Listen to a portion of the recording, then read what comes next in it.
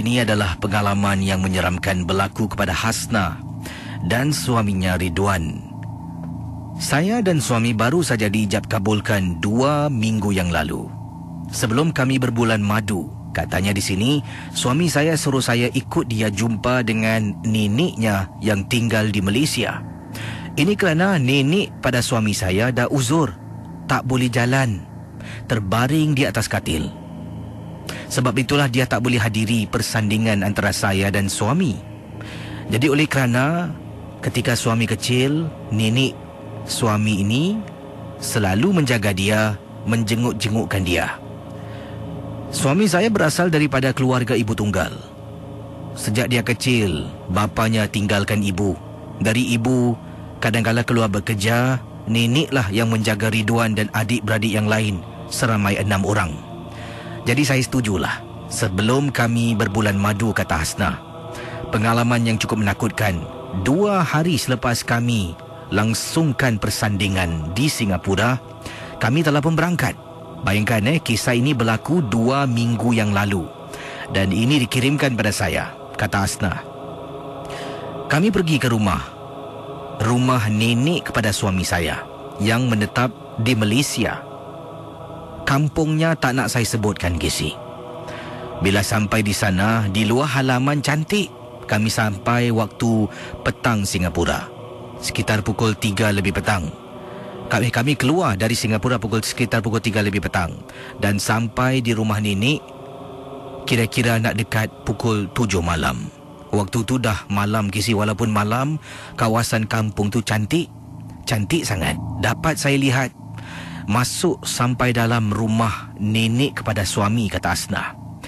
Saya dijemput oleh 2 orang, lelaki dan wanita, merupakan anak kepada nenek ini.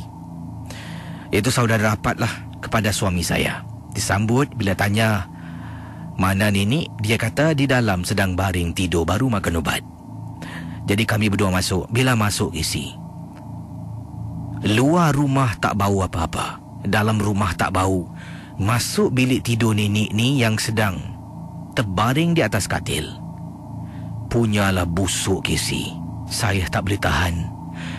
Suami saya toleh tengok saya. Awak tahan aja lah Inilah orang yang jaga saya dari kecil. Saya senyum dan angguk, kata Hasna. Kemudian dia tak boleh bergerak. Matanya hanya terbuka sedikit. Tak buka semua tapi sedikit saja. Saya ambil tangannya, saya cium. Ridwan suami saya berbual. Nek, saya datang bawa isteri, Nek. Ini isteri saya, nama dia Hasna. Kami akan duduk sini 1 malam. Besok pagi kami akan berangkat balik Singapura sebab kami akan pergi berbulan madu. Kata suamilah, berceritakan tentang majlis persandingan. Saya duduk di tepi pun walaupun tak kenal dengan nenek ni sangat, tapi rasa terharu tengok Ridwan suami saya sayangkan sangat. Jadi saya tengok nenek ni memang tak boleh bangun. Kami pun keluar setelah itu. Keluar, duduklah, ada jamuan sedikit. Kami makan. Dah makan berbual, saya tanya, apa jadi dengan nenek? Kedua anak ini hanya mengatakan nenek sakit tua. Itu saja. Saya tak tahu satu pun tentang nenek sebab Ridwan pernah ceritakan, tapi tak pernah khusus, kata Hasna. Bila malam tiba, saya pun masuk bilik. Saya dengan suami sedang baring di atas katil. Tiba-tiba, saudara suami ini kejutkan suami saya. Masuk dalam bilik, dia kata, keluar sekejap. Dia nak tunjukkan sesuatu.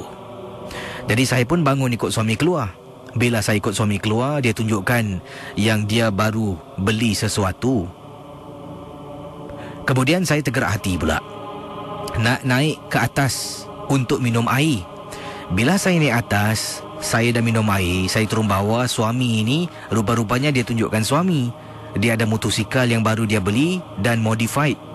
Jadi bila lelaki berbual pasal motor, kata Hasna, memang lama, Casey.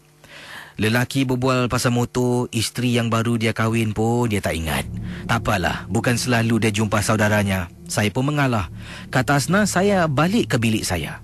Bila balik ke bilik, saya baru nak masuk bilik, saya tolak pintu bilik. Saya terperasan nenek baring atas katil.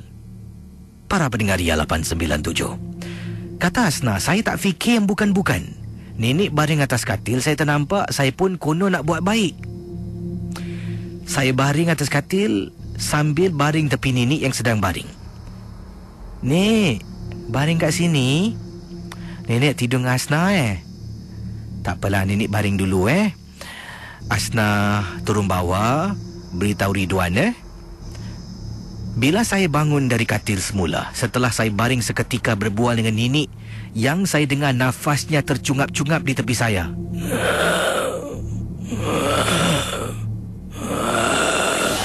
Begitulah Casey, nafas nenek suami saya. Saya keluar, pergi dekat tangga. Dalam saya nak pekik, baru saya teringat. Astaghfirullahalazim. Nenek kan tak boleh jalan. Macam mana dia boleh bangun? Saya patah balik, masuk bilik saya, tolak pintu, tengok nenek tak ada atas katil. Pergi bilik nenek, Casey. Nenek sedang tercungap-cungap baring di atas katilnya. Saya turun bawah, saya tanya saudara suami, nenek boleh bangun tak? Boleh bergerak tak? Suami dengan saudara suami tersenyap. Suami tanya, kenapa dengan awak ni? Tak ada. Nenek boleh bangun tak? Boleh bergerak tak? Awak jangan meripiklah. Awak tak nampak ke orang tua tu terbaring atas katil? Nak makan, nak mandi pun kena mandikan tau. Saya diam. Kenapa dengan awak ni? Tak ada apa-apa bang. Bang ni atas bang, tidur bang. Suami saya pun tinggalkan motor, naik ke atas, baring dengan saya di atas katil. Suami tanya lagi, kenapa dengan awak ni?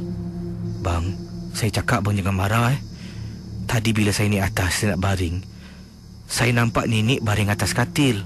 Habis, katil bilik kita bang. Suami terus tersenyap, Casey. Tak apalah, awak tidur je lah. Besok pagi kita nak berangkat kan? Jangan fikir bukan-bukan Satu malam saya tak boleh tidur sampai ke pagi. Bila balik ke Singapura dalam perjalanan dalam kereta, barulah dapat saya lelapkan mata kerana kepenatan. Itulah pengalaman saya, Casey.